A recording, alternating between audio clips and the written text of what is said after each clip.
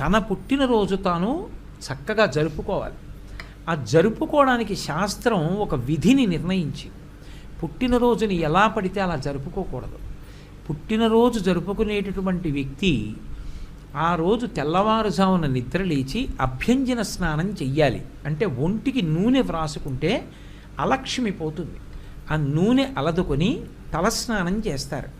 చేసే ముందు పెద్దవాళ్ళు తల మీద నూనె పెట్టి ఆశీర్వచనం చేయడం, వెన్నుపాము నిమరణం ఆచారంగా వస్తోంది. ఆ స్నానం చేసిన తరువాత ఇష్టదేవతని ఆరాధన చెయ్యాలి. ఇంట్లో కులదైవం ఇష్టదైవం ఉంటారు. ఆ కులదైవాన్ని ఇష్టదైవాన్ని ఆరాధన చెయ్యాలి.